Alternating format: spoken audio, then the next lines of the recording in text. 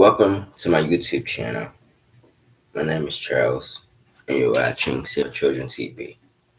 But before I get started, make sure you like, comment, subscribe, turn on the post notification so you be notified every single time I drop a brand new video on this channel. Now, Tuesday we did stories 1 out of 4. Now, we have more stories, 5 out of 17. A lot of stories, but in the media. So, our first story is going to take us to Florida and out of Fort Lauderdale. So, Fort Lauderdale is going to take an L.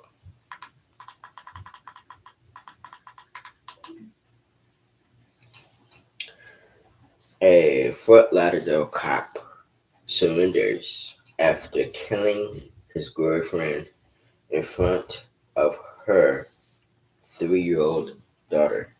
So I'm on the article on NBC Miami.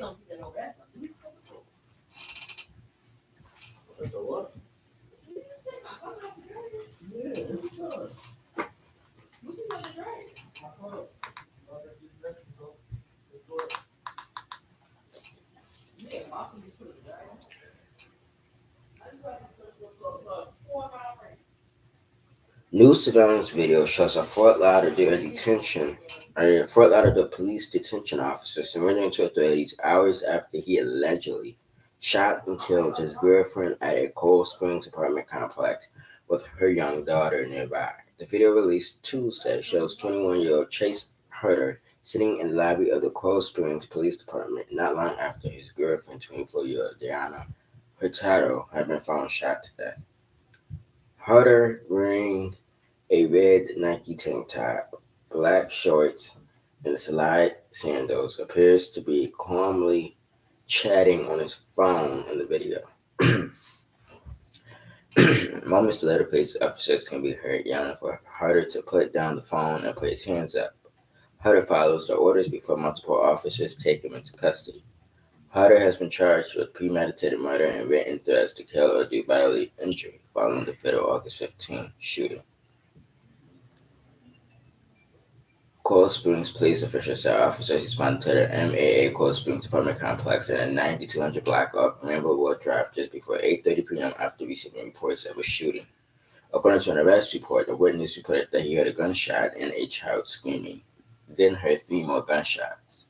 The witness said he saw a man carrying a child over his shoulder run to a white Mercedes and leave the scene, the report said. Officers responded and found blood running down a wall and a balcony from the second floor of the complex. The report said nearby officers found spent shell casings. Hurtado was found on the balcony with multiple gunshot wounds and pronounced dead at the scene.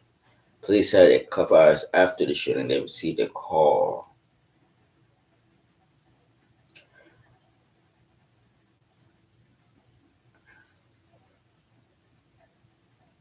Police said a couple hours after the shooting, they received a call from the biological father of the child who said Herter had dropped the child off at his home. The father said Herter had scratched on him, the report said. Herter later called 911 to himself and to the operator he had an argument with his girlfriend and believed he had a warrant, the report said. An investigator noted the report that Herter had blood spattered on his arms and legs and scratches on his arms. Police have released a motive for the killing, but said Herter confessed to the shooting. Much of the section of the report that details detectives' questioning of Herter is redacted. The report said Herter's girlfriend contacted Cold Springs police on July 30th and reported that Herter had been sending her text messages threatening to kill her. Family members said Hurtado's 3-year-old daughter was the child who witnessed the fatal shooting and was carried from the scene by Herter. The family members said Herter had recently came to South Florida from Peru with the daughter and started dating Herter before they quickly moved in together in Coral Springs. I never thought this would happen. I never ever thought this would happen to my daughter, Hurtado's father, Luis Enrique Hurtado, said in a Spanish and phone interview with NBC6 from Peru last week. Herter appeared in court Thursday morning where he was ordered held without bond. Harder is a former Army Reserve military police officer and was hired by Fort Lauderdale Police as a detention officer in 2022. Last December, he was recognized at his department's first graduation from Broward College Institute of Public Safety Basic Corrections Academy in almost 20 years. The Fort Lauderdale Police Department is disappointed to learn of the arrest of one of our employees. The department said in a statement Wednesday. The details surrounding these allegations are very difficult to hear and do not reflect the character and professionalism expected of the men and women of our agency. As a result of this arrest, Harder has been placed on administrative leave without pay pending further investigation. We extend our deepest condolences to those affected by this horrific incident.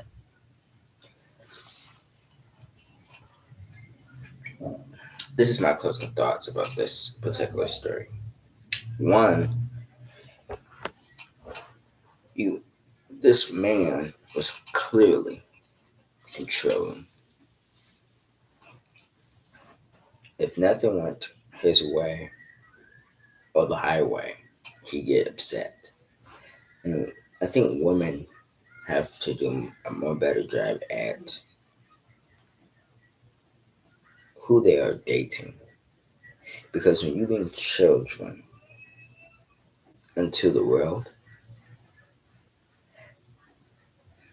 and then beat and or kill the mother of your child because you are so upset at something or at her, it makes you a coward because you lay down with this woman. You had children with this woman. And I'm pretty sure, and I always mention this on my channel, if this woman would have did a background check on this man, she herself would have knew he was no good for her. But she didn't do that. She trusted a person that she thought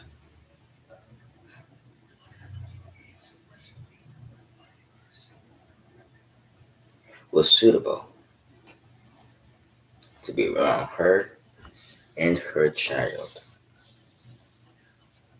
And at the end of the day, we got to do a better job at who we are dating because we're putting ourselves in harm's way when we are dating individuals who are sick minded. This woman believed that this man was a great person. She believed she can trust him. Well, I think we gotta start doing our homework. He did this in front of his 3-year-old daughter. So if he wanted to kill his wife or his girlfriend in front of the 3-year-old daughter, imagine who, like, he would just, you know, he wouldn't care who he did it in front of. That child is going to be affected for the rest of their life. What I mean by that is that if that child don't get the help that she needs, because you gotta imagine being very young and witnessing your own parent gunned down by the hands of your father. That's traumatic to watch that. And at the end of the day, I think that we gotta make a better decision on who we have relationships with, who are we bringing children in the world with, who we are committing ourselves to, who are we giving our last names to, all of that. Because at the end of the day, this man was conniving. And I do believe he was taking advantage of this woman. Something go his way, he just make her do things that is very controlling so he can feel better at the end of the day. But At the end of the day, now you're going to prison and you get hurt. And so then that child's left to fend for itself with the help of family members. That child is alone. That child is suffering because of what you did. That child is going to always have a lifetime open wound, per se. Scars, going to have, trauma because of what you did, because you couldn't have a civil conversation with her mother. So at the end of the day, give them life, um, and or death, and let's pray that the family gets the justice that they deserve, and keep the child in thoughts and prayers, the victim's family thoughts and prayers, and I think it's time that we spread awareness about this type of situation in our communities because it's happening all the time, men and women, and I think it's time to do something about it. So let's move, let's move on to our next story.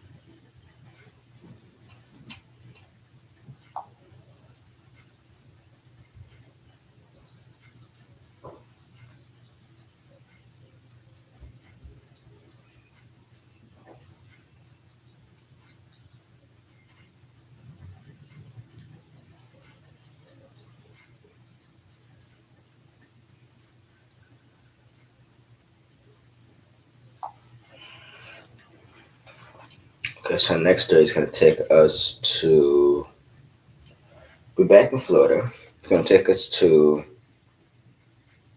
Port Orange, Florida. So Port Orange is going to take an L. A Florida man is accused of exposing himself at a park, spat off from the scene, and was later arrested. I actually saw the video days ago, and I wanted to talk about it because of the,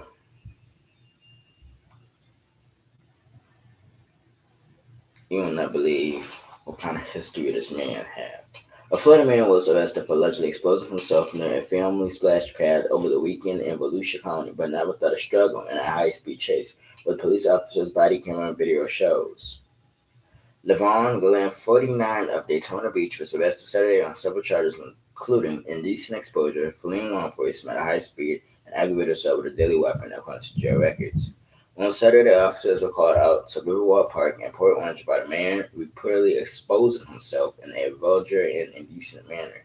The Port Orange Police Department said on a Facebook post. When officers arrived at the park, they found Glenn parked directly in front of the splash pad area of the park where several families were enjoying their morning. Police tried to place Glenn under arrest, but he resisted and refused to get out of his car.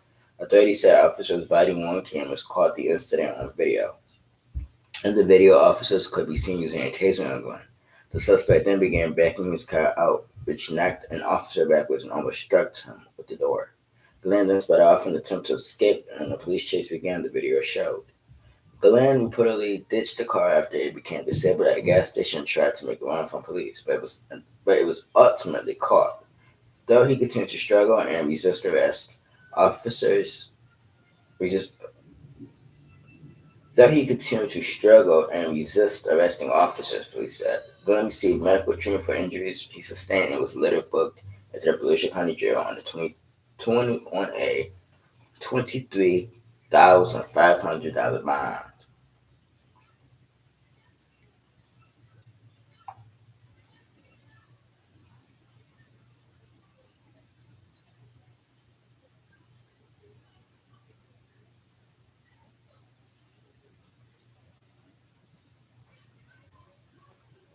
My thing is this: the police knew this man was a convicted felon.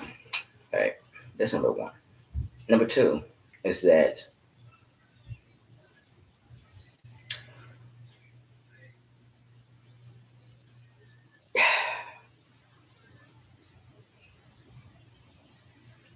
number two is that you know we got to do better when it comes to the justice system and convicting these individuals, especially when they are convicted felons. And clearly, this wasn't this guy's first time, believe it or not, sitting at a park with his stuff out in his hands, doing God knows what. And to top it off, there's children at the splash pad with their families, and you're seeing the car doing that. Now,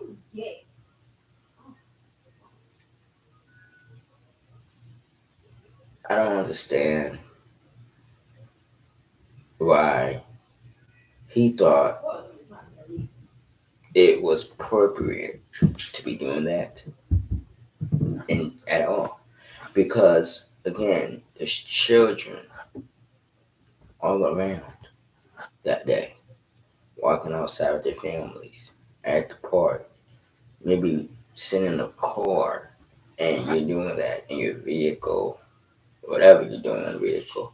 And at the end of the day, to me, that is suspicious. But two, we gotta stop releasing these convicted felons back onto our streets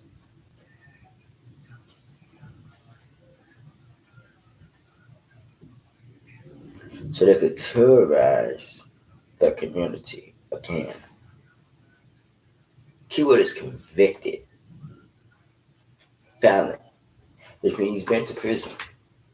So clearly, if he continue committing crimes when he's released from prison, it is time to throw a life sentence. Let's just imagine if he did this at the park itself, and there's children at the park. I think he should got hit with some type of like some type of charge. But my personal thoughts is this: you know, to be doing that at a park, number one of those children at the park is very suspicious. And two, when the police went up to the car, he said he was changing. Yeah, I'm thinking you're doing more than changing. Because something ain't right. That's not normal. So, he have a lot to explain in court, but that's not normal. And we got to do better at our justice system because ultimately, y'all the ones that are failing the communities. It ain't the people. It is you who work for us, who are releasing individuals back onto the streets who clearly do not need to be back on the streets. And you wonder why we continue seeing rise on gun violence, homicide rates, all types of crimes because we're releasing those individuals back onto our streets. Now it's at a point where they're going after our children, making up dozens of lies, sending in vehicles, doing God knows what. And at the end of the day, we got to do better when it comes to our children. Some of you would love to think about this story in the comment section below. This next story is out of Iowa. I believe I talked about it already. I'm trying to remember if I did or didn't.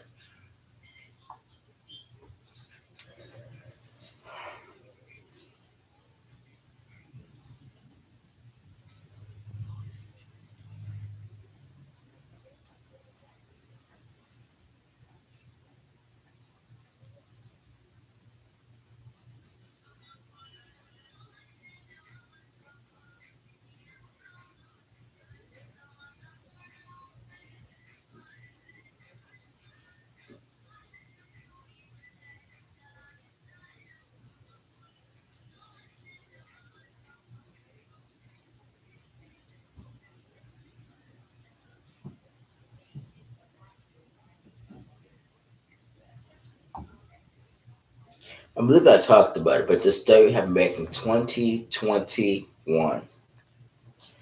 Murder charges are filed, and okay,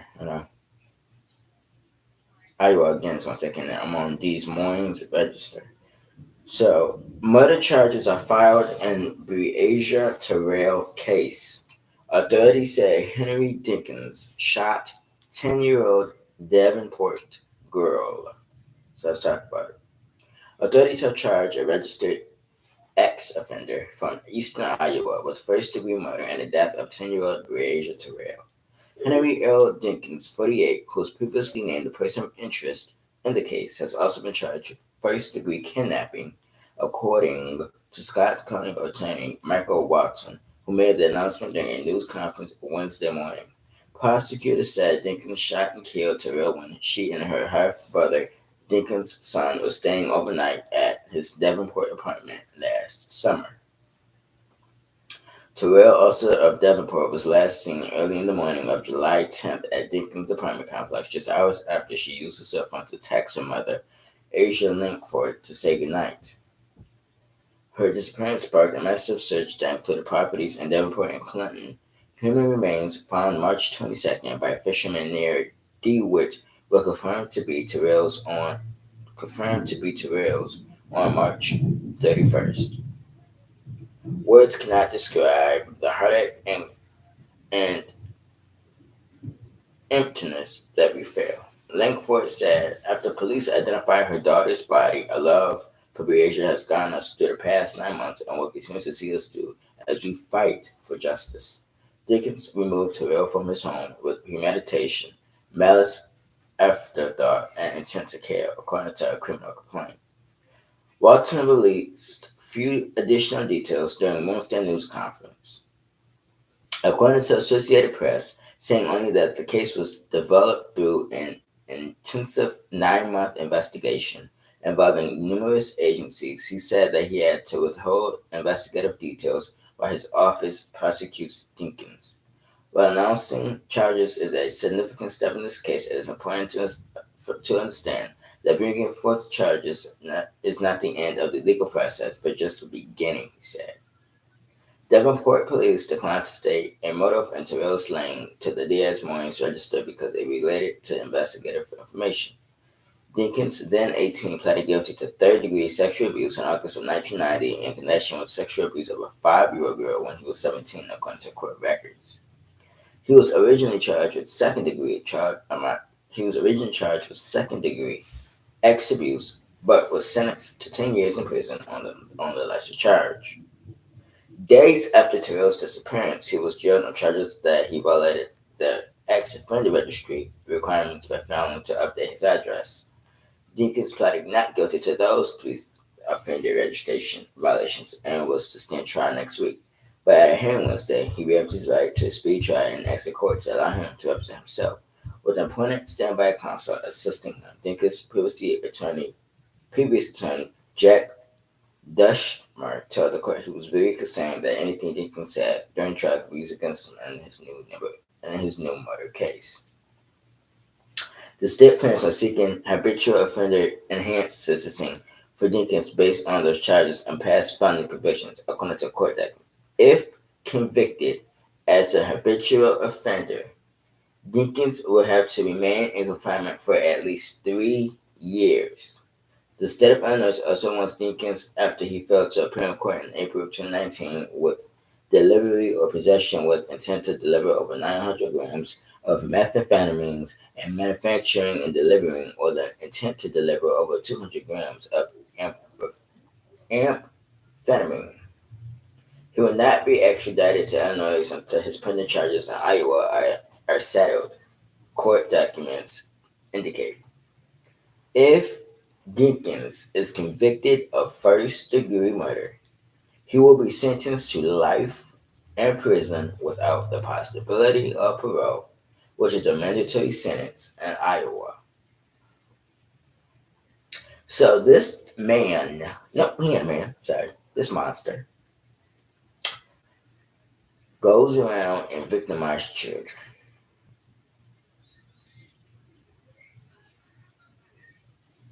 Then he goes and shoot and kills a 10-year-old.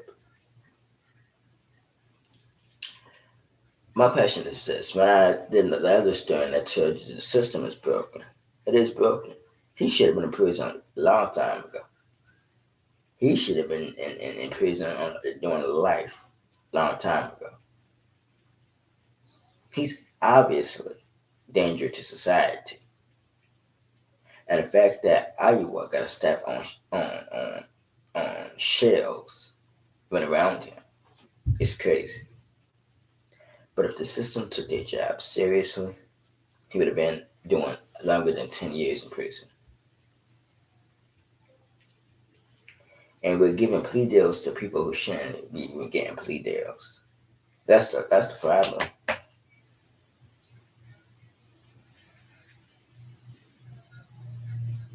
He victimizes children. He kills children. And we supposed to just and he supposed to just, he victimized a child back in I believe it was 2019, I believe. Or was it it might have been 2017. It had to back in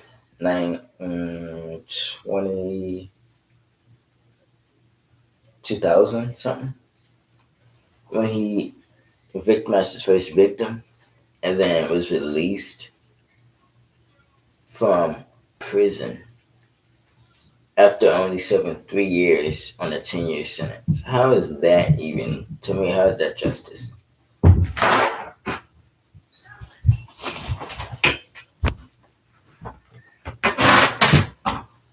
And then how is that justice?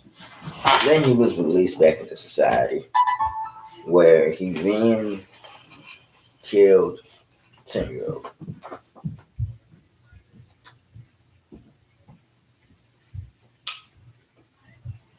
I'm going to show you guys a news video. And then I'm going to give you my final thoughts about this story.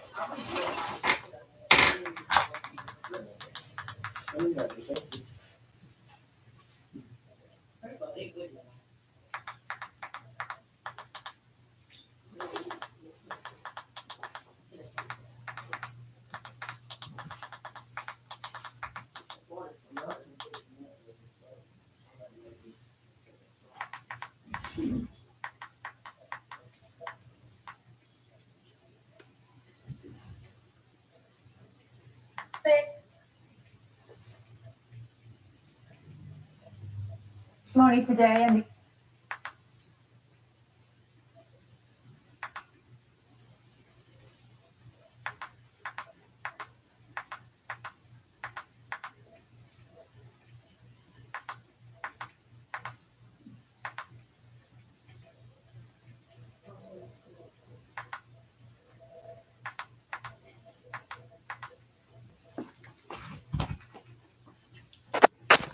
the bench trial of Henry Dinkins. Good evening, I'm Sharon DeReek. Dinkins is charged with first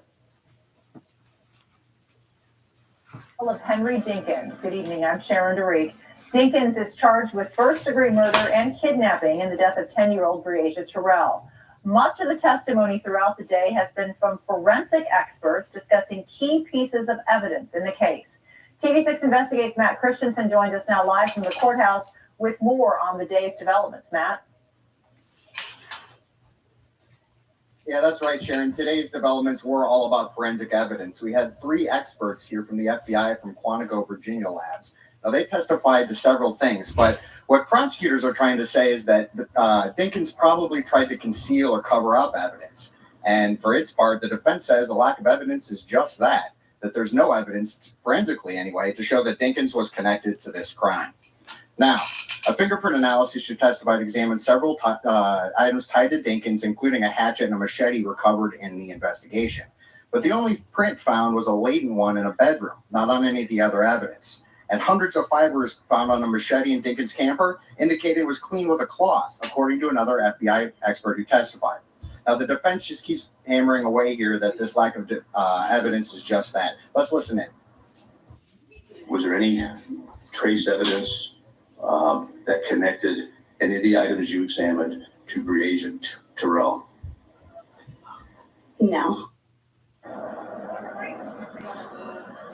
Now, today's testimony also included a fingerprint expert who said that none of his fingerprints were found in the area, but also a third expert who testified that Dinkins' DNA was also not found in the area. Now, Breasia's DNA was not found on Dinkins either. That includes underneath his fingernails where they tested. Now, again, this points to the defense saying, look, there's just not evidence here. But the prosecution saying, look, he could have cleaned up before the tests were taken. Now, tomorrow, we'll hear from the lead detective in the case, who's expected to testify all day. Reporting in Davenport, Matt Christensen, TV6 News. All right, thank you, Matt. Now, our crew will be at the courthouse once again tomorrow and throughout the trial. You can also find updates and a live feed on our TV6 News app and website.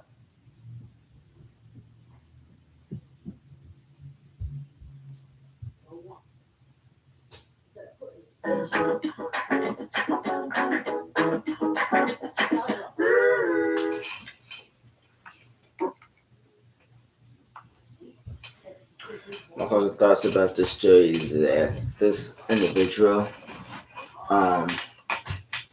Kelly shouldn't have been able to be around anybody's children. Secondly,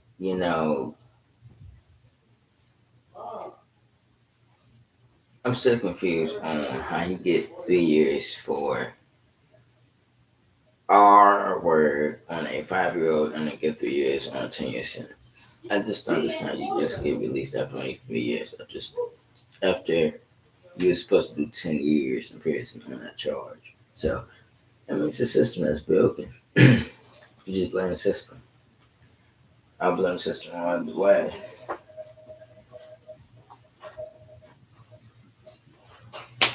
But the trial have started for this monster in the Breasia Terrell case, and he needs to be convicted and he needs to be sentenced to life without the possibility of parole.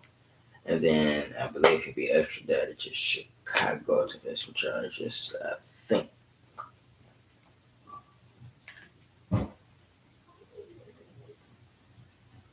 Okay. The trials are out there. He probably be doing daytime first, and then extradited to do his life, rest of his life, in the Iowa division. So,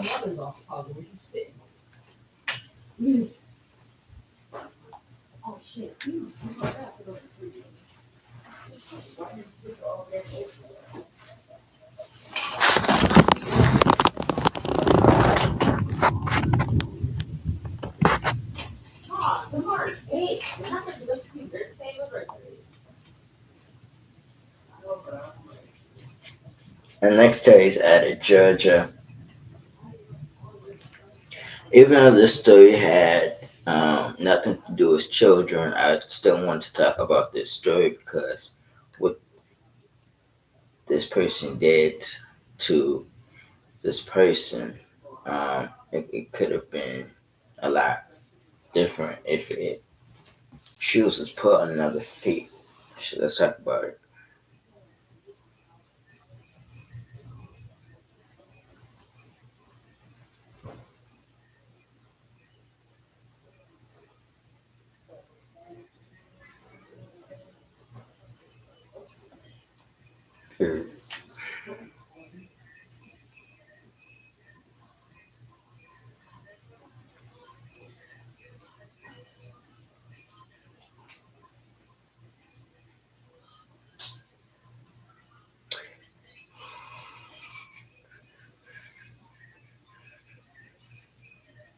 I'm on people.com article.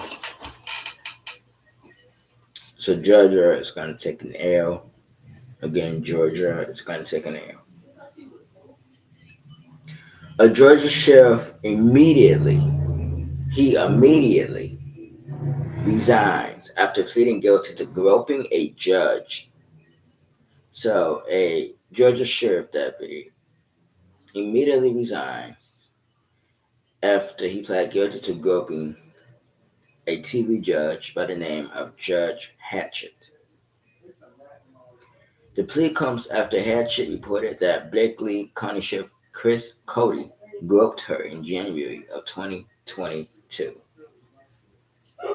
which was last year. A sheriff in Georgia has pleaded guilty to groping Judge Glenda Hatchett. The plea comes after Hatchett reported that Blakely County Sheriff Chris Cody groped her at a Renaissance Atlanta Beverly bar while attending the Georgia Sheriff's Association's winter meeting on January 18, 2022, according to an arrest warrant of the incident previously obtained by People.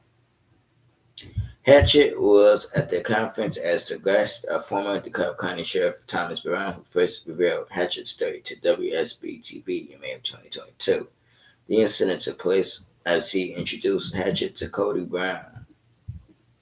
As he introduced Hatchett to Cody, Brown said,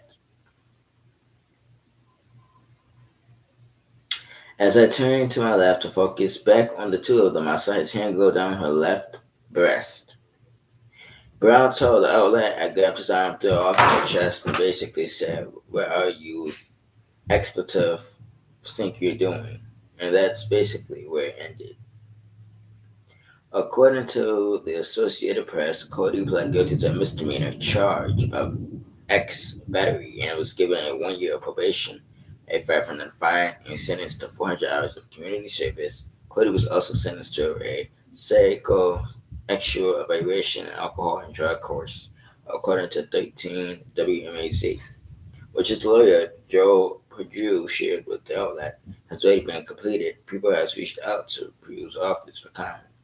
In a statement shared with the 13 WMAZ, Cody confirmed his guilty plea and that he had resigned as sheriff of Blakely County. He held the position since 2017, per the Associated Press. This morning, I pleaded guilty to a misdemeanor charge in Cobb County State Court, to be clear. had no intent to touch Miss Hatch inappropriately or functioning and acted in a careless manner, and for that I have to take full responsibility for my actions. The statement read in part the accident. Additionally, I have resigned as the sheriff of Blakely County effective 8 a.m. August 21st, 2023, and as such, thereby forfeited the position that is typically associated with that office.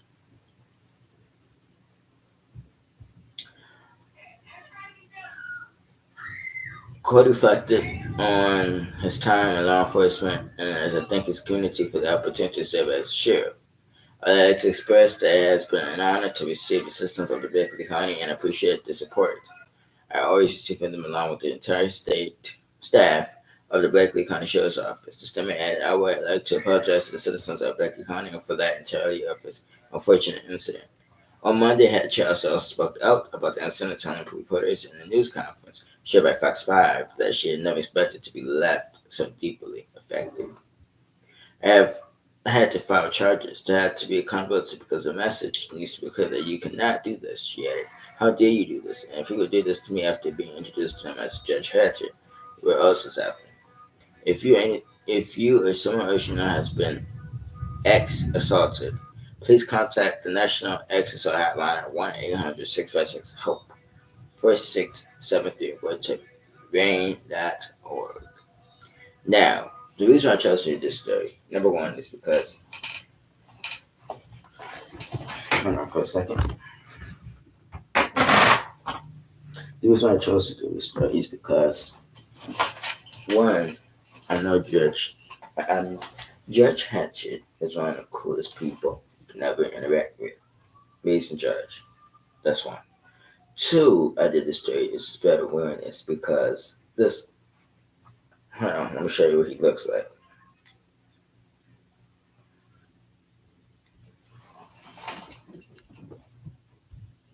Because if this happened to a child,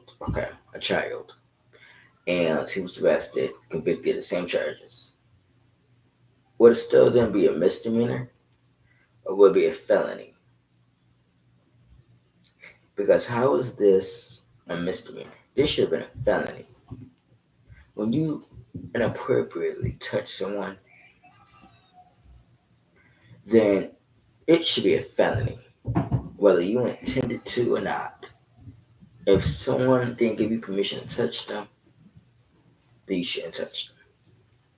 So, in my opinion, I think this should have been a felony. So, Cobb County dropped the ball on this. The fact that he only walked away on a misdemeanor is disgusting. Because if this would have happened to a child, best believe there would have been outrage because he's walking away on a misdemeanor. So at the end of the day, examples got to be made.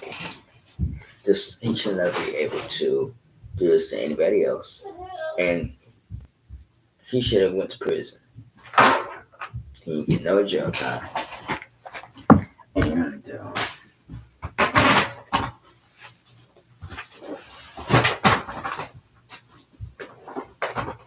he didn't get no jail time. He walked away on a misdemeanor. He should have been walking away on a felony. He should have went to the Cobb County jail. He should have been behind bars. It's unacceptable. And when we don't hold officers to a higher standard because they're officers, then at the end of the day, you shouldn't be an officer. He committed one of the worst crimes in America, and he should pay for it with his life. He should have went to prison. But again, the system is broken. Police officers barely get jail time unless it's something that's gruesome. I understand it's not classified as gruesome, but to me that wouldn't be justice. I would like to see him do jail time, then go to prison, do prison time. I would have been satisfied with at least 11 to 20 years. And I'm going to tell you why. Because I feel like punishment, just because he's remorseful, doesn't mean he shouldn't do Crazy time. Hell, you got murderers out here who kill people every single day. They ain't even merciful.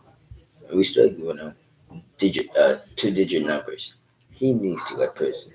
He should have went to prison. So a change should come, and it's crazy. So that's why I decided to talk about this story on the channel because it's unacceptable.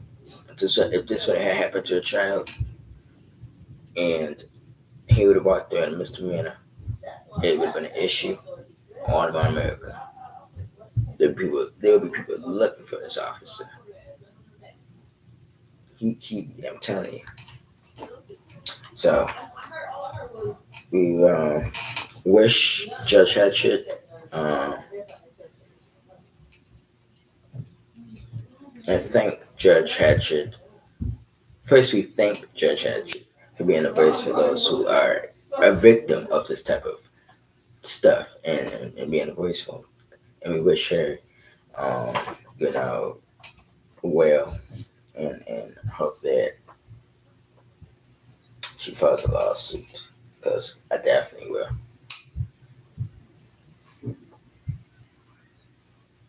Now, we back in DeKalb County. Well, we in DeKalb County. A teen is fatally shot while eating outside the Waffle House and was shot and killed. Let's talk about it.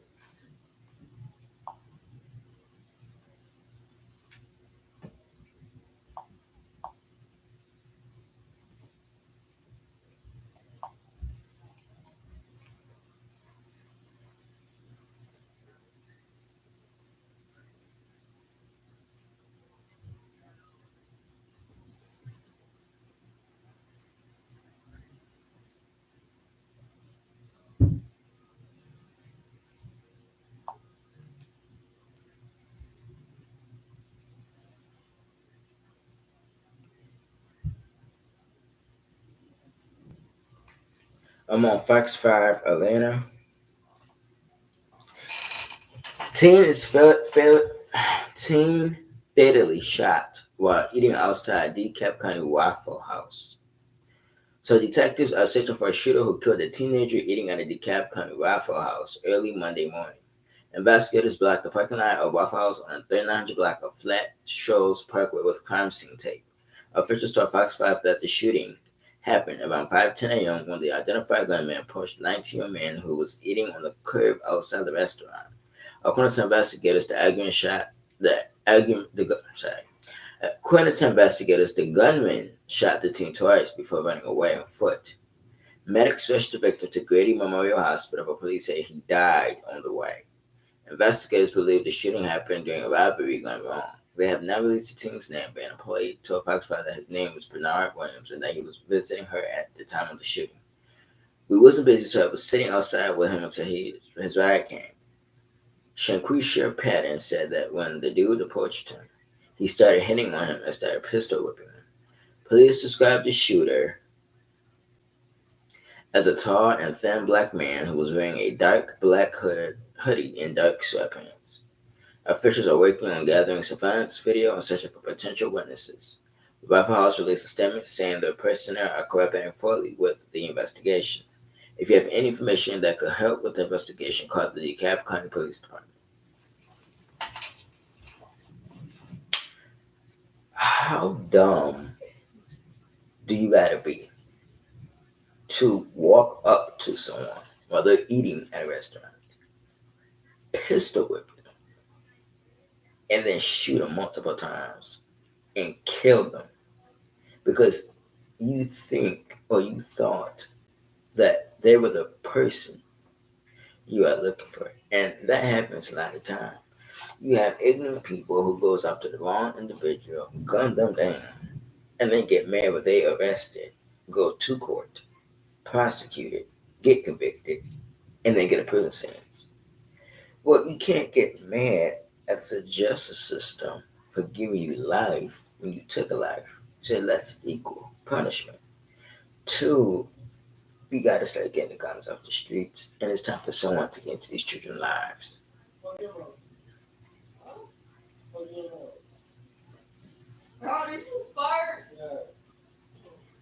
It's time for it's time for a change in these communities. Somebody needs to be the voice for these teens that are out here killing each other, killing the wrong folk, out here burglarizing old women, old men, carjacking, killing children. It's time to change because at the end of the day, we are sick and tired of seeing plasters of victims on poles, on trees, on doors. I'm tired of burying our loved ones because y'all want to be petty, coming around here, starting drama, shooting, killing innocent people, and then play victim when the detectives come knocking at your door or being defiant. But yet you are here committing that offense, so I think you should be doing that time. And so I think that a lot of these parents too are out here being friends with children. You can't be friends with your children. Stop being friends with your children. You're the parents. Put your feet down, and if you can't get control of your child, lock them up and throw away the key. They need help. The streets ain't helping them. It's killing them. It's killing them. It is killing them. So it's time that these parents get a grip on reality and chastise their children. Be a parent, teacher. You had these children here to parent them because they're running over you, and it's not okay. Condolences to the teen and his family, and if anybody knows who did this shooting at this Waffle House in DeKalb County, I urge you to call DeKalb County Police. And if this was your son, your brother, boyfriend, aunt, my uncle, a relative, a cousin, someone you loved, you should want to phone, make that call to DeKalb County. Get that teen some justice. He deserves to lose his life behind ignorance. Call DeKalb County detectives if you know who's responsible for this. Get these people off the streets. Because at the end of the day, they're, at the end of the day, you are saving not only your life, but innocent children's lives.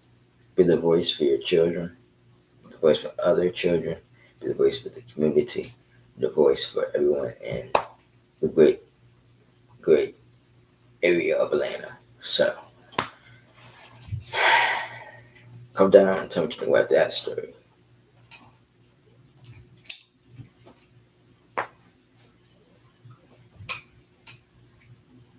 The father of missing 2-year-old Josiah Mitchell is now considered a person of interest. So let's talk about it.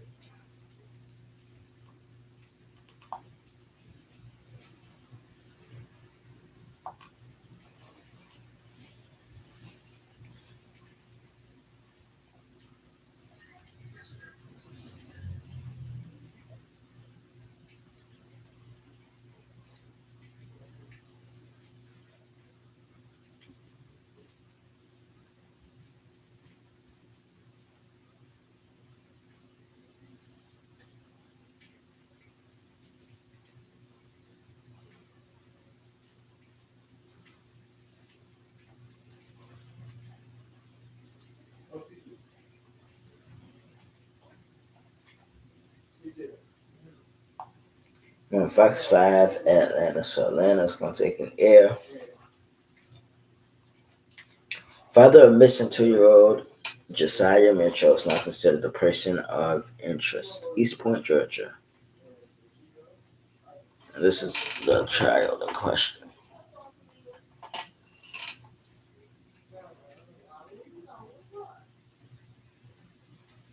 Fox 5 has learned the father is charged with lying about his child's disappearance as non-person of interest in the case.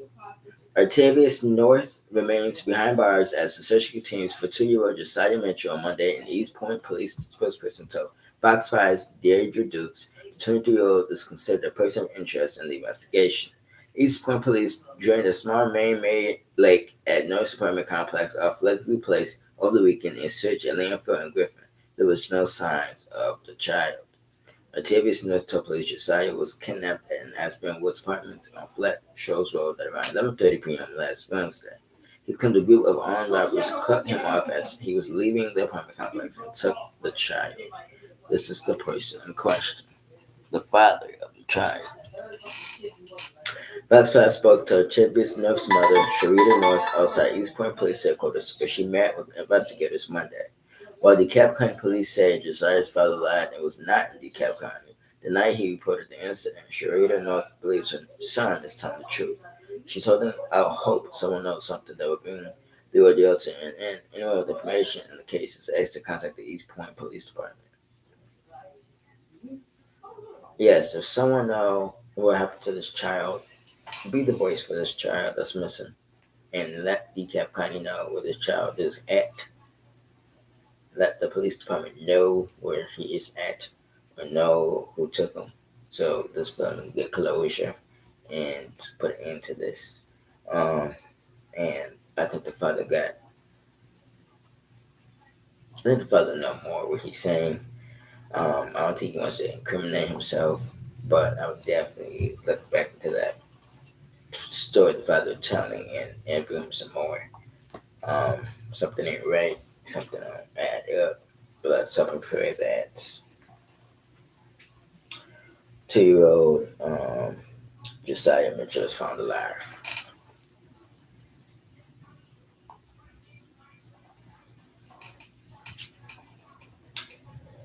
Alright, we're gonna move on.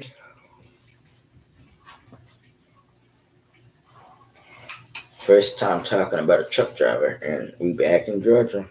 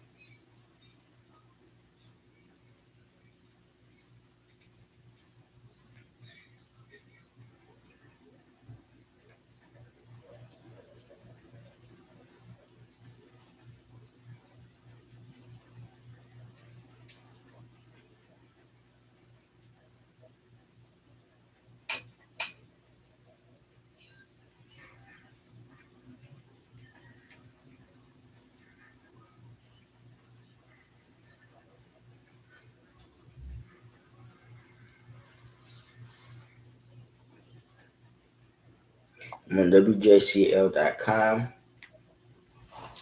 Georgia again is going to take an L.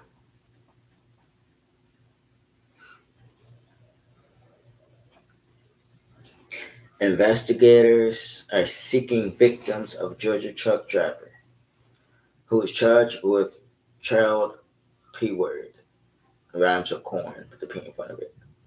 Brunswick, Georgia. Todd Eric Sykes is charged with attempting production of child P, distributing of child P, possession of child P, and transfer of obscene material to a minor, according to Gerald E. Stanberg, U.S. Attorney for the Southern District of Georgia.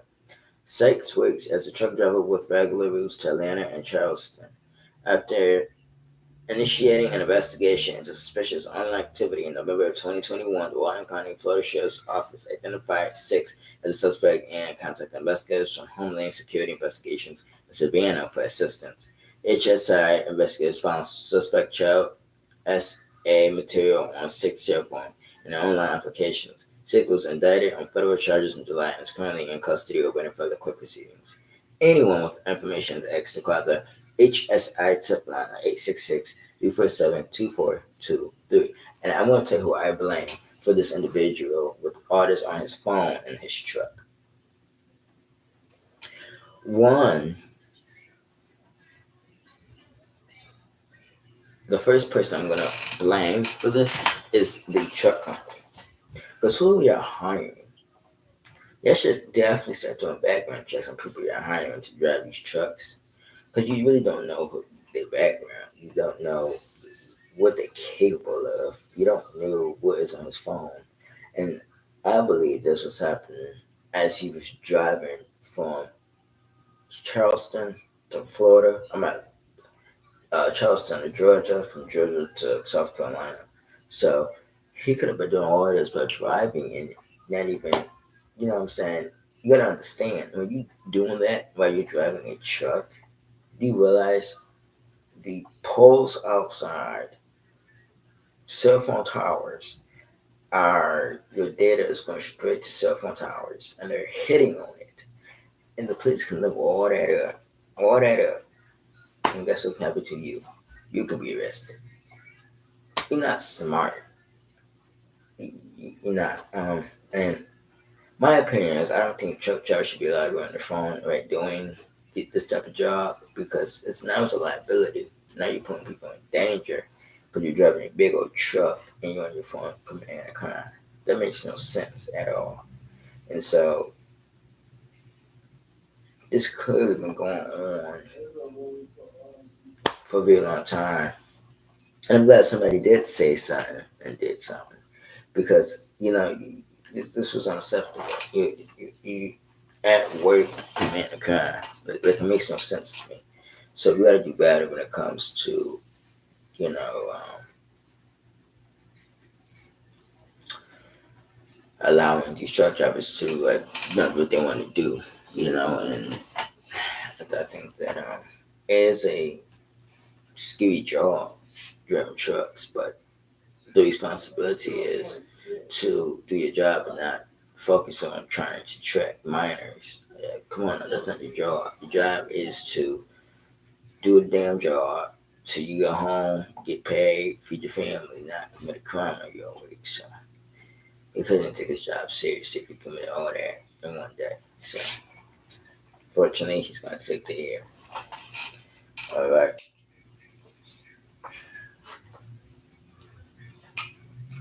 A Mississippi officer is off the job after a 10-year-old boy was arrested and detained for public urination. This went viral on social media. The boy was 10, he was black, and he was taken to jail because he urinated behind his mother's car because the mother was at a company inside and left the child outside alone and tried to use the bathroom. One, who leaves their children outside by themselves. Two, what if that door was locked and that child tried to get in, but it was locked and he would have to go back and help it. But to arrest him and humiliate him like that on body cam and then take him to jail is crazy. And I'm glad that officer was fired. And I think that mother should be catching some charges for, trying to neglect because you left him outside alone and he didn't have no access to a bathroom. So, if anything, that's who should have been arrested, if anything. But we're gonna arrest a 10-year-old for don't like using a bathroom because he had to use it bad. What type of charge can you get for that? Like, how would that's not gonna stick in court. It's not gonna stick. There's no evidence that he intentionally peed outside. He had to go to the bathroom. You're gonna hold it. So I think that you can't judge him for that. And who you could judge is the mother. So the next time, be aware of, what I'm saying, make sure your child has access to the bathroom, make sure you're monitoring them, all that. You give people a warning, you don't take them to jail for a first offense, which to me wasn't really criminal because, I mean, believe it or not, I know police officers probably piss outside and on the job and just don't report it. You know what I'm saying? Just don't, write in a report. Come on now. Behind a tree in a field somewhere. I don't know why officers like that they're better in the public, but officers do way worse than the public will ever do. And, I think we got to start, treat people with fair and dignity and respect. Just talk to the kid. You need to take the kid, put him in handcuffs, take him to the jail, embarrass the kid. The kid's ready to humiliate it. And you're doing nothing but making it worse, officer. So glad the officer lost his job. I said Mississippi, I need to retrain your officers because that's not it. Arrest a 10-year-old for going bathroom. Now this story happened not too long ago. I think this story this happened last year, and the only reason why I'm going to talk about this story is because I looked it up on YouTube, and I didn't know the story. The story happened, but I thought it happened years ago, but it happened last year.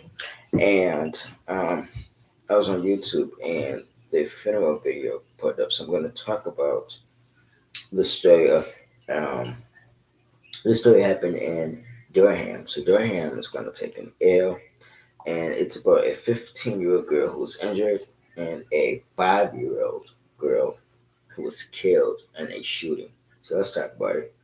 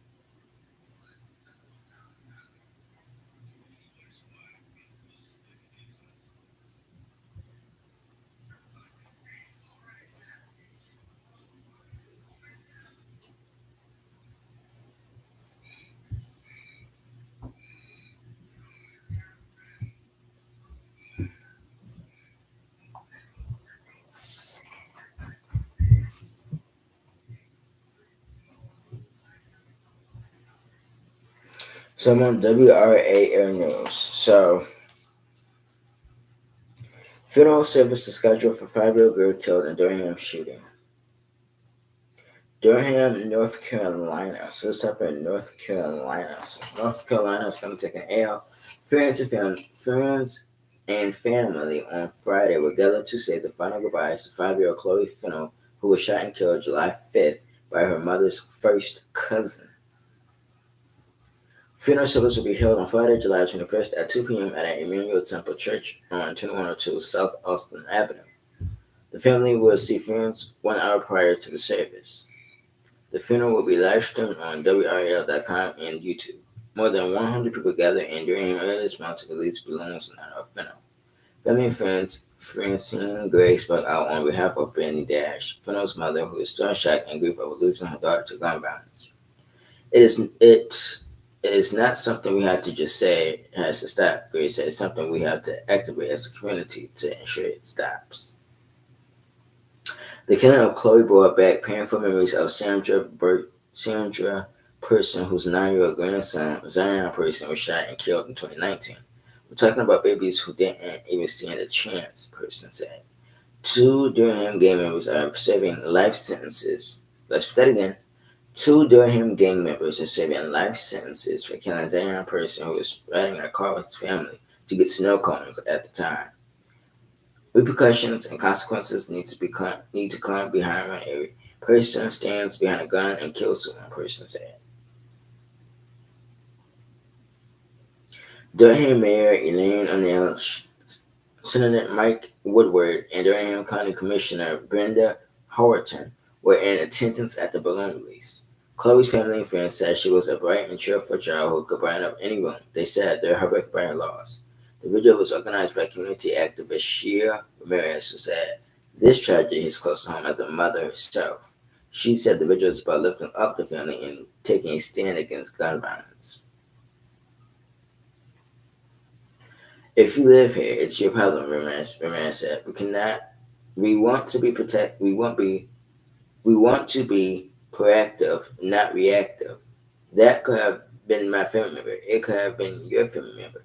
Ramirez says she does not want to see anyone else go through what Chloe's family is going through. Community activist Carolyn Rogers Stone says she had to act and offer support in light of another tragedy in Durham. How much more can we take of this? Said Rogers Stone. I'm 70 years old, and I'm telling you, I've seen the good, the bad, and the ugly, and good again. This can be again. World News learned that Chloe's cousin, 15-year-old Destiny Saberi, covered Chloe with her body when the shooting began.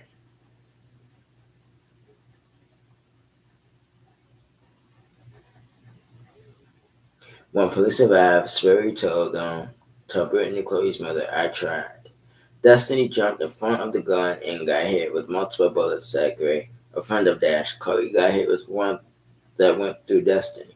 By the time the officers arrived, Chloe was down. Destiny was struggling, but she said, "We were shot," and she also said, "Tell Brittany I tried." Graham described the 15-year-old as a strong, brave individual. Siberi was shot multiple times and is currently in the hospital.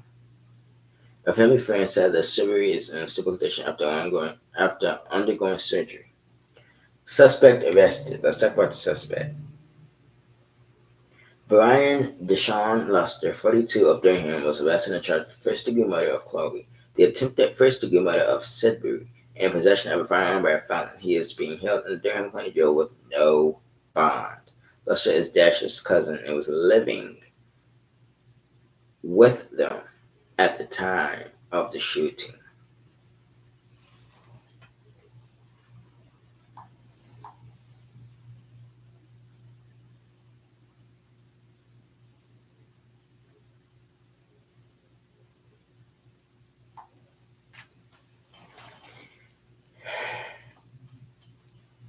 So the shooter is the first cousin of,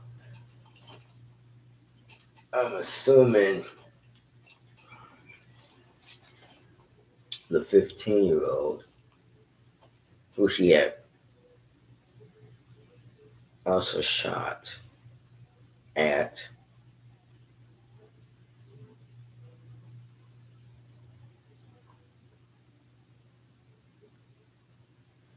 So you mean to tell me that you shot both of your cousins?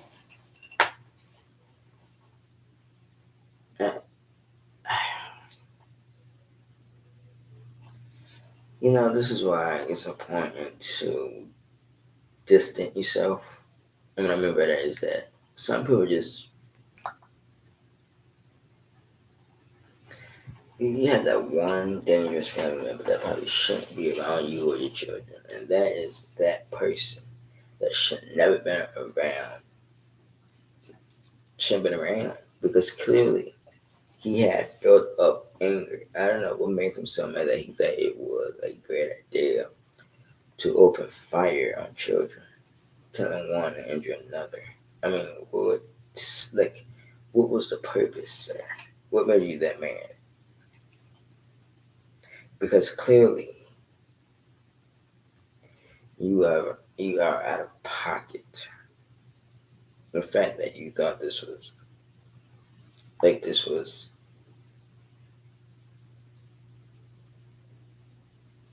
okay, and it was, and I'm glad that he is charged with first degree murder and held on no bond, and also attempted first degree murder on the other cousin, and he needs life without parole. 2 counts of it. He needs to spend the rest of his life in prison. Um, in my opinion, I feel like the death penalty is warranted in this case because this was gruesome. This was horrible. It was premeditated, in my opinion, to go around and just shoot at people because you upset. What made you so upset that you just go around and shoot at children? I don't understand it, but we gotta start holding better examples for our children. Chloe Fennell's autopsy report reveals that she was shot 5 times. 5 times. A 5-year-old shot 5 times. That is brutal.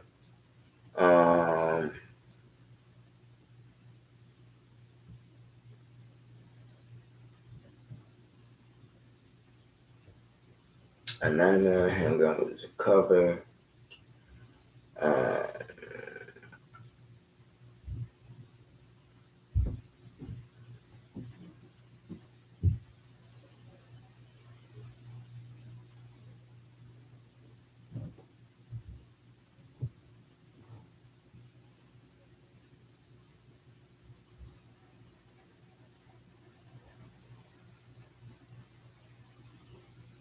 So this happened back in July of 2023.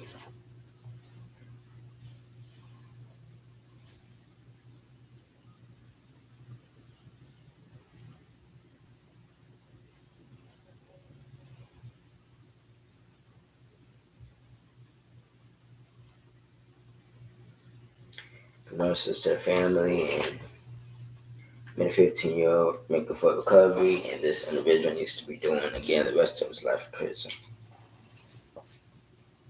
Now, this next story went viral in Oklahoma. An Oklahoma third grade teacher was arrested after she showed up drunk. Like, I would never understand it.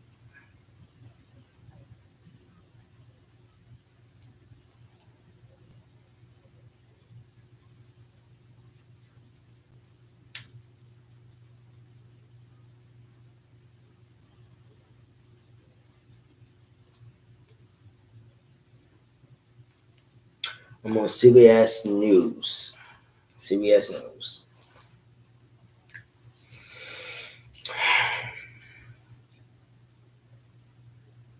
An Oklahoma third grade teacher. Put that again. Oklahoma third grade teacher is arrested for allegedly being drunk at work. Perkins, Oklahoma is going to take an arrow. A teacher in Payne County left school property in handcuffs on Thursday for allegedly being under the influence of alcohol. The Perkins Police Department said school officials started having suspicions of Kimberly Coates' behavior in the afternoon. Coates is a third grade teacher at Perkins Trenton Intermediate School. Was the key word. Police said the superintendent of the Perkins Trenton Public School District asked the school resource officer to make Coates take a breathalyzer test. She was then arrested and taken off the property. He determined that she was under the influence of alcohol and she blew into a PBT and confirmed that she did have alcohol in her system. Said Perkins Police Sergeant Spencer Jitten. The school got on it fast. As soon as there was a concern about that teacher, they went into action, did what they needed to do, and they were doing everything they could do to make sure everyone was safe at the school. The superintendent office sent a statement about the issue, saying that the district is cooperating with law enforcement as they continue the investigation into the issue. They also said the district number one priority is to provide a safe learning environment for the students.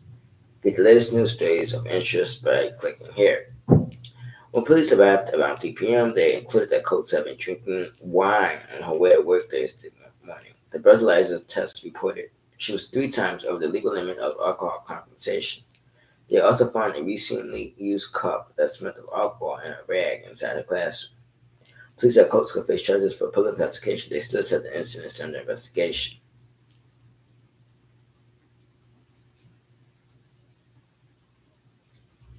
Let me see if I can get a picture of this teacher.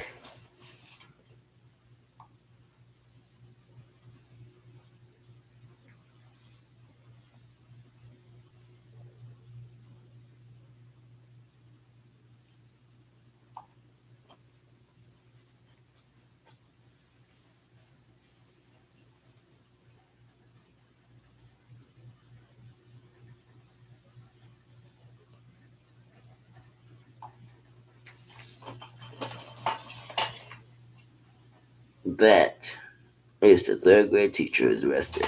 If I watched the video, which I watched several times, the crazy part is she wasn't even putting handcuffs when she blew over the legal limit. If that was a male teacher, a man teacher who was a black male, he would have been in handcuffs by now.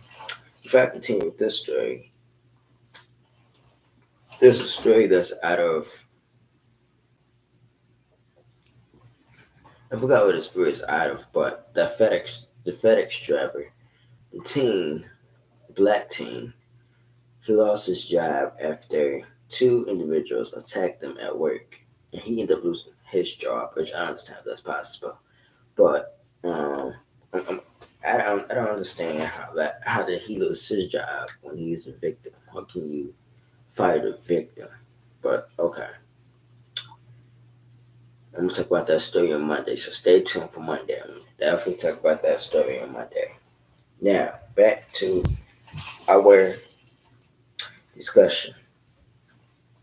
Number two, she was only charged with public intoxication. She should have been also charged with driving while intoxicated, putting the public at risk, bringing an open container of alcohol into school grounds, then into a classroom. Where's the child endangerment charge at? Because you brought alcohol to school and you know you're teaching children. That's endangering children. Now you're putting children in danger of consuming alcohol because they can get access to it. Just because you teach in third grade doesn't mean third grade students don't get into things. Um, Whereas, you know, tampering with evidence because you touched the cup that you knew had alcohol in it. The whole video to me was crazy that this woman got away with so much. And it flows with a verse, and it was a male black teacher. He would have got every charge under the sun. And if we gotta start holding these women teacher accountable, she shouldn't walk with only one charge. She should have got multiple charges, multiple felonies, because she knew what she was doing and she broke the law. So at the end of the day, Oklahoma Police Department, wherever county this happened in, y'all take a major L because y'all didn't do your job right. She should have been handcuffed and she blew that over the legal limit. You shouldn't have allowed her to almost get released to family members. She should have got arrested then and there. She was on school ground committing a felony. So at the end of the day, let's stop giving women less punishment and giving men intensive punishment. Because at the end of the day, it doesn't matter. She committed a crime under Oklahoma law. So she should have got hit with multiple felonies. So, in my opinion, they did her a drive. That would be dead.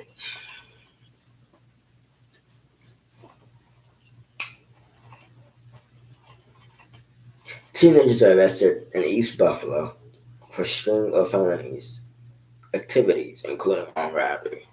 I'm gonna say about this story is that there needs to be more parents in these children's lives because clearly you are failing your children.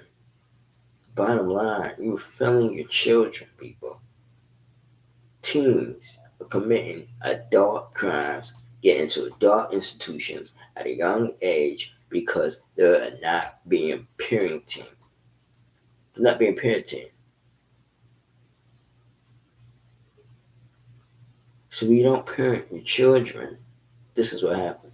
Parenting is a big thing in America, and a lot of people, a lot of women and men are failing at it. You're having these children, but you're not taking care of your children. You should be taking care of your children. Your children are committing crimes, breaking into cars, stealing things, breaking into houses, stealing bikes, stealing all types of stuff. But it's time that that's put to an end. We gotta be more. We gotta be more vigilant. So I'm gonna say.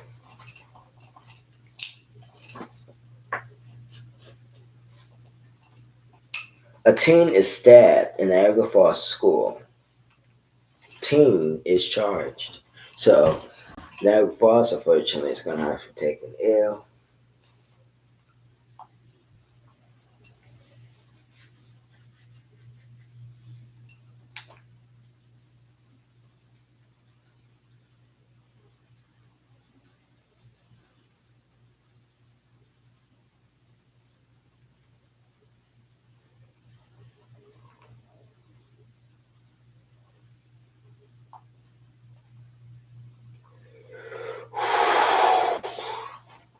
I'm on WIBB.com. News for Buffalo. A teenager who was hospitalized and another teen who was charged following a stabbing behind an Niagara Falls school.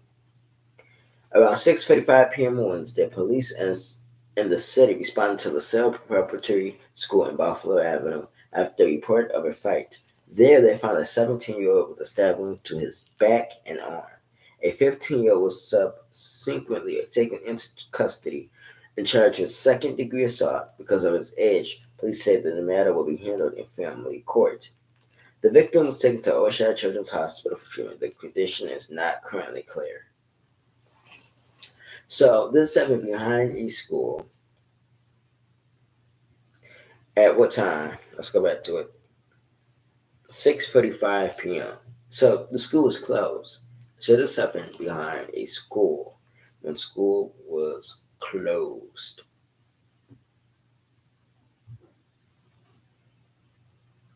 Unless it's happened after school. But how did these children end up with a weapon to begin with? You're talking about a 17-year-old. Let me see. Got the ages right.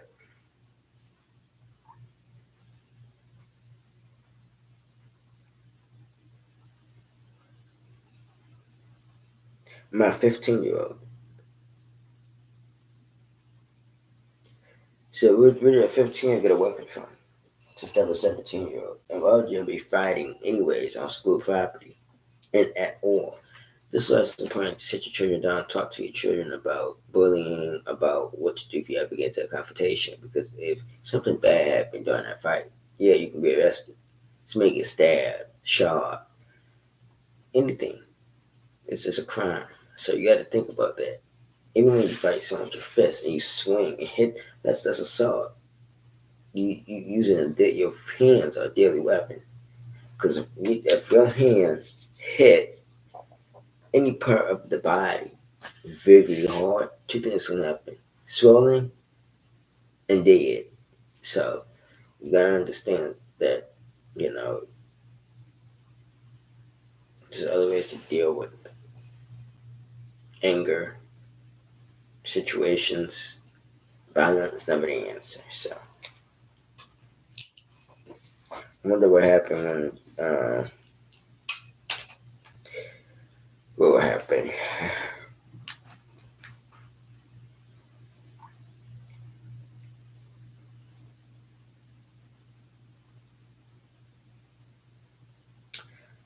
Let's pray that the 17 will get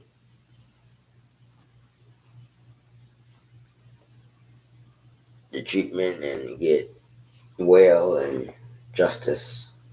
Now, our last story is out of Kentucky. So Kentucky is going to take an L.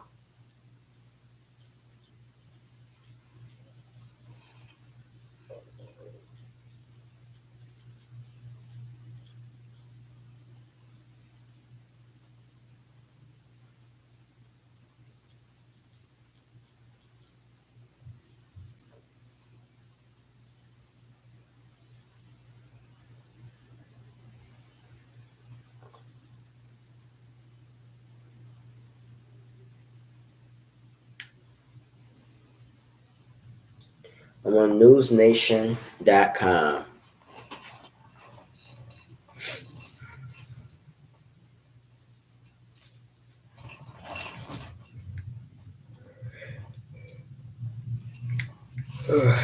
Excuse me. Kentucky woman is found with chain padlocked around her throat.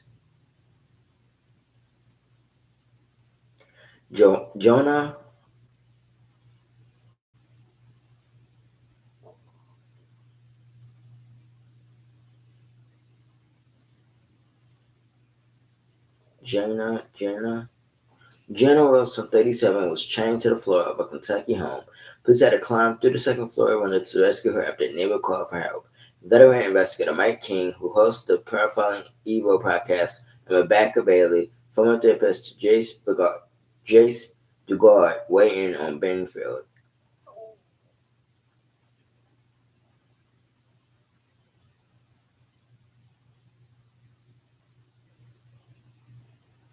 They didn't tell us much.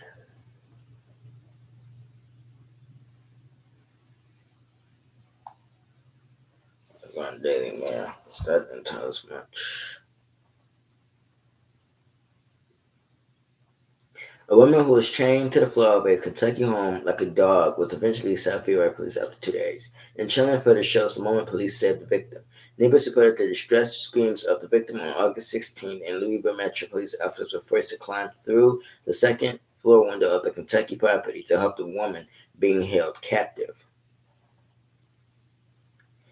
Officers used a hatchet they found to break the chain free from the floor and helped her outside before she was treated by emergency services. Moises Mary, 36, was arrested 2 days after the woman. 2 days after the woman, who he shares a child with, a one-year-old daughter with, by the way, was rescued. He was charged with kidnapping, intimidating a participant in a legal process, wanton endangerment, assault, terroristic threatening, and harassment. And this is him right here.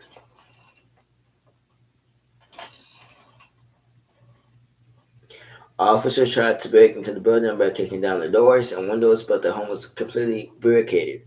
The Louisville Metro Police Department stated the unidentified woman managed to break through the window of the second floor room she was being held in. A neighbor shouted, "I got a ladder," and footage shows the officers climb up towards the room. He climbed over broken glass, enters the family's filthy bedroom before grabbing the chain from the woman's neck. He tried to calm her down.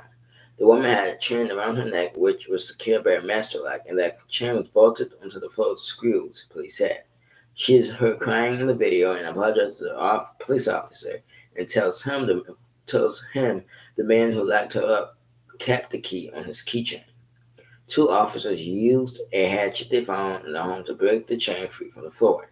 The woman was in shock and continued to shake and cry as the belt cutters were used by the firefighters to remove the locked chain from her neck. She was swept outside and treated by emergency services.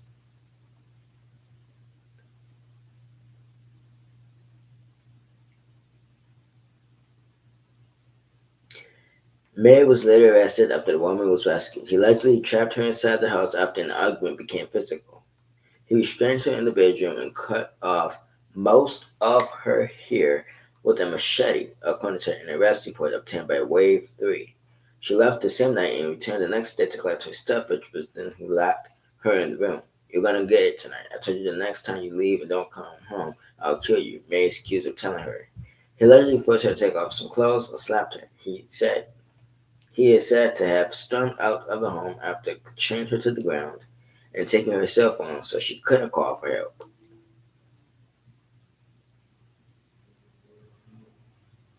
Okay. One, ma'am. You knew this man was a violent individual. That's number one. Two, you chose to lay down with a man, a dirtbag, by the way, and have a child by him. Now, this man is violent. So anytime you have a child by a violent individual, that's what that child now is going to be raised to be. Violent. Because children grow up fast. And when there's violent and chaos in a household, it rubs off on them. So, this man was clearly violent, and you lay down and had a child by him. And if he wanted to beat on you, abuse you, lock you up with chains, imagine what he would possibly do to his own child, his own flesh and blood. So, women and men out there, please be safe. Know who you are dating. And if you're dating a person who's violent, get out of that relationship. I don't care if you don't have children. Get out of the relationship. Because it's not worth your life. It's not worth you being killed. It's not worth your freedom. It's not worth you going to jail. And it's not worth something bad to happen.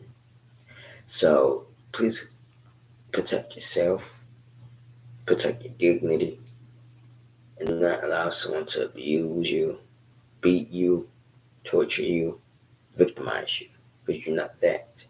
We are a human being. Don't let someone take advantage of you. like that. And sometimes we have to learn the hard way. And it took for him to do that to her, for her to realize that maybe she's not good for me. Maybe I should have left and never came back one time ago. So we gotta do better, people. We honestly gotta do better. Because our children are looking up to us. And we showing them bad examples. And we're better than that. We're better than that. We're setting ourselves in a lower standard. And we gotta do better. Because there's no need for us to be human punching bags, to date someone as violence, threatening our lives. Don't put yourself or your children in a position to be another person. Because that person will never change. Never in life will that person change. This is his character. He will never change. So the advice I give to you is get a restraining order for life to protect you and your child for life. And also disconnect any communication with this individual. Because he's obviously violent. He needs not to be around your child, first and foremost, and or you. And I would definitely move away out of Kentucky. I would definitely start my life over again in another place, because you need not to be around someone that's going to treat you like dirt and uses you and abuses you for their own personal use. You're more than that.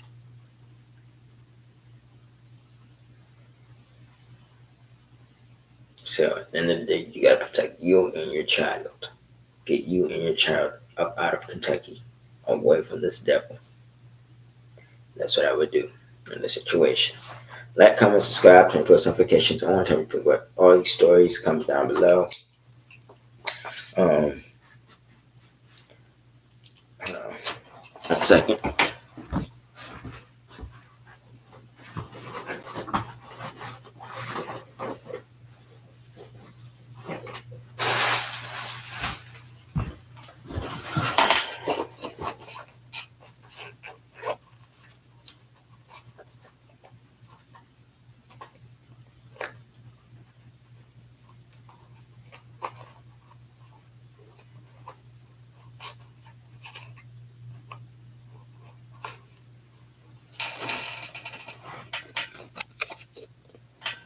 Do me a favor and hit this right here.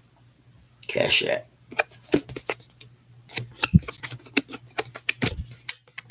Thank you, guys.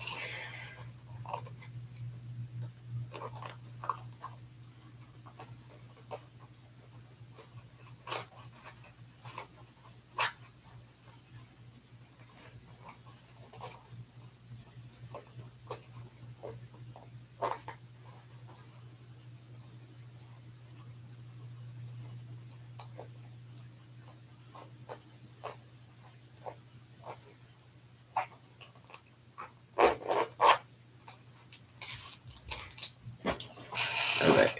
Peace.